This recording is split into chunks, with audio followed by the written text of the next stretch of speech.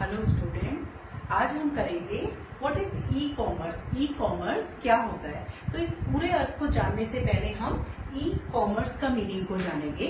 ई मतलब इलेक्ट्रॉनिक और कॉमर्स यानी व्यापार, यानी जब किसी भी इलेक्ट्रॉनिक डिवाइस के थ्रू आप क्या कर रहे हैं, व्यापार कर रहे हैं। और इस व्यापार को करने के लिए आपको किसकी जरूरत पड़ती है, इंटरनेट की। तो यानी एक इंटरनेट के थ्रू व्यापार करने का ये एक सर्वोत्तम माध्यम है। जैसे buying and selling through internet, खरीदना, कोई भी चीज खरीदना और बेचना किसके माध्यम से, इंटरनेट के माध्यम से। उसमें आप अपना लैपटॉप है, मोबाइल है, आपका कंप्यूटर है, उसके थ्रू आप सामान को खरीद या बेच सकते हैं। इसकी कुछ एग्जांपल्स हैं जिसको जानकर आप समझेंगे कि क्या है e commerce. Online shopping, online shopping जैसे आपका अमेजोन है, फ्लिपकार्ट है, इसमें आप घर बैठे ही सामान को खरीद या खरीद सकते हैं। आप घर पर ही बैठे आपकी जो सामान को लेने की इच्छा, आपको बाजार जाने की जरूरत नहीं है, घर बैठे ही आप उस सामान की बुकिंग कर लेते हैं। दूसरा आपका आता है इलेक्ट्रॉनिक पेमेंट। आप कहीं कोई सामान मॉल में या कहीं भी आप कोई सामान लेने गए तो आप उसको कैश पेमेंट करने की जरूरत नहीं है। आप उसको पेटीएम के थ्रू, गूगल पे के थ्रू या इंटरनेट बैंकिंग के थ्रू आप उसकी पेमेंट कर देते हैं अपने कार्ड से। नेक्स्ट आता है online auction. Auction means booking, घर बैठे ही किसी चीज सामान की बुकिंग कर देना। आप घर बैठे ही बहुत सारी चीजें ऐसे सामान को, माना आप कहीं से फ्रिज खरीदना चाहते हैं तो आपने घर बैठे ही फ्रिज के बहुत सारे मॉडल्स आपके सामने फोन पर या लैपटॉप पर आपके आ जाएंगे और आप उसमें से आपको जो सही है उसको सिलेक्ट करके आप उसकी बुकिंग कर देते हैं। फिर आता है इंटरनेट बैंकिंग। इंटरनेट बैंकिंग यानी जैसे पहले आपको पैसा निकालने या डालने के लिए या बैंक से संबंधित जो भी ट्रांजैक्शन है उसको करने के लिए आपको बैंक जाना पड़ता था, लेकिन अब ये सभी काम आप घर पर बैठे कर सकते हैं इंटरनेट बैंकिंग के थ्रू। नेक्स्ट आता है ऑनलाइन टिकटिंग। पहले आपको जाकर घंटों टिकट विंडो पर खड़े होकर अपने टिकट को बुकिंग कराना पड़ता था कहीं भी जाने के लिए, लेकिन आज आप घर पर बैठे ही टिकट बुक कर सकते हैं। आपको ये पता चल जाता है कि ट्रेन किस समय पर आ रही है, आपका कितनी वेटिंग चल रही है, ये सारी जानकारी आपको घर बैठे ही हो जाती है और घर बैठकर ही आप अपने कहीं भी यात्रा करने के टिकट को घर बैठकर ही बुक करा सकते हैं। तो ये इसके बहुत सारे एग्जाम्पल थे। अब हम आते हैं इसके लाभ पर कि क्या लाभ है, ई कॉमर्स के लाभ क्या हैं। तो पहला है 24/7 सपोर्ट्स। 24/7 सपोर्ट्स मीन्स ये 7 दिन में 24 घंटे आपको सेवा प्रदान करता है। ठीक है, आप जब चाहे, जब आपका मन है तभी आप अपने सामान को खरीद या बेच सकते हैं या अन्य और सेवाओं का उपयोग कर सकते हैं। फिर आता है मोर ऑप्शंस।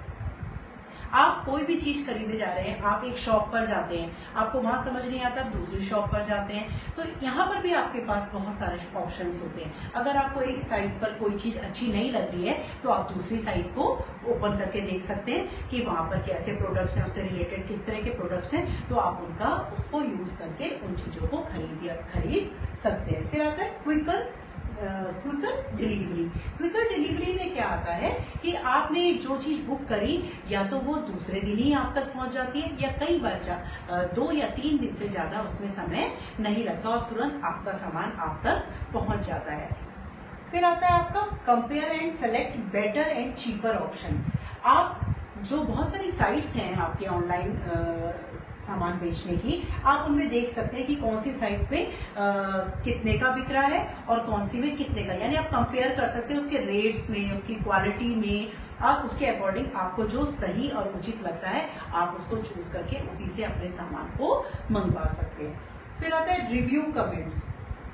रिव्यू कमेंट्स क्या होता है कि आप जब कोई सामान खरीदने जा रहे होते हैं, आप माना आपको फ्रिज खरीदना है तो आपने एलजी का फ्रिज खरीदना है तो आप एलजी के उस पे देखेंगे कि जो उस मॉडल पर नीचे बहुत सारे कमेंट्स आए हुए होते हैं। कई लोग लिखते हैं कि बहुत अच्छा रहा, जिन्होंने यूज किया है, जिन्होंने खरीदा है उसको, तो कई लोग उसके अच्छे व्यूज देते हैं, कई जिन लोगों को सही नहीं लगा वो उसके गलत व्यूज भी उस पर लिखते हैं। तो उन कमेंट्स के थ्रू आपको पता चल जाता है कि ये चीज आप खरीद सकते हैं या नहीं। फिर आता है आपका इंक्रीज कंपटीशन अमंग ऑर्गेनाइजेशंस। इसमें क्या होता है कि जो बहुत सारी संस्थाएं हैं उनके बीच में जो प्रतियोगिता की भावना है वो बढ़ने लगती है। माना अमेजोन है, अमेजोन में बहुत ज्यादा जो लोग हैं उस साइट का यूज कर रहे हैं, उनसे सामान खरीद रहे हैं, तो या और फ्लिपकार्ट है, तो उन दोनों के बीच में कंपटीशन हो जाएगा। अगर अमेजोन ने कुछ डिस्काउंट दिए हैं तो फ्लिपकार्ट भी उससे थोड़ा सा और कम करके उस पर और ज्यादा डिस्काउंट देगा, तो लोग उसकी तरफ बढ़ेंगे। इस तरह से दो ऑर्गेनाइजेशंस के बीच में कंपटीशन में भी वृद्धि होने लगती है। तो ये थे इसके बहुत सारे लाभ। इसके अलावा भी बहुत सारे इसके एडवांटेज है।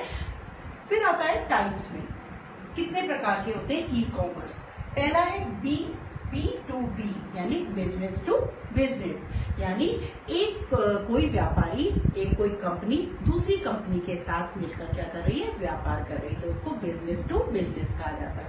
फिर आता है B2C बिजनेस टू कंज्यूमर, यानी यहाँ पर एक कंपनी किसको अपना सामान बेच रही है, उपभोक्ता को। उपभोक्ता कौन है, हम तुम आप सब लोग, ये उपभोक्ता है, कंज्यूमर है, जो बाजार से सामान को खरीद रहे हैं। तो ये कंपनी और कंज्यूमर, ठीक है। फिर आता है C2B कंज्यूमर और बिजनेस, यहाँ पर उपभोक्ता और बिजनेस के बीच में क्या हो रहा है, आदान प्रदान हो रहा है व्यापार का। फिर नेक्स्ट आता है कंज्यूमर टू कंज्यूमर, उपभोक्ता से ही उपभोक्ता। तो सॉरी, तीसरे वाले को मैं एक आपको समझाना चाहूंगी, कंज्यूमर टू बिजनेस। इसमें क्या होता है कि जैसे कोई टमाटो केचप बनाने वाली कंपनी है, वो किसान को क्या करती है, बीज या पौध उपलब्ध कराती है, उसका पैसा उससे उपलब्ध कराती है और फिर उससे खेती करवाती है। जब उसके खेत पर टमाटर उग गए, फिर वो उनसे क्या करती है, उसकी जितनी खेती हुई उसको खरीद लेती है और उससे केचप आदि बनाने का काम करती है। नेक्स्ट आता है कंज्यूमर टू कंज्यूमर, उपभोक्ता टू उपभोक्ता। तो इसमें क्या हुआ कि आपने जैसे देखा होगा OLX का नाम सुना होगा, इसमें दोनों ही तरफ कौन होते हैं, उपभोक्ता होते हैं। उपभोक्ता ही उपभोक्ता के साथ व्यापार करता है। OLX कंपनी है, उसमें आप क्या करते हैं, आपकी बाइक घर में पुरानी हो गई है, तो आप क्या करते हैं, OLX पे उसको डाल देते हैं कि मेरे पास एक बाइक है और मैं इतने दाम पर इसको बेचना चाहता हूँ। तो अब आपसे कौन संपर्क करता है, जो दूसरे अन्य व्यक्ति हैं जो उस बाइक को खरीदने में इंटरेस्टेड है। तो यानी कंज्यूमर से कंज्यूमर ही यहाँ पर क्या हो रहा है, व्यापार हो रहा है, और जो OLX है वो एक माध्यम है, ठीक है। तो ये इस तरह से आपने समझा कि ई कॉमर्स क्या होता है। Thank you.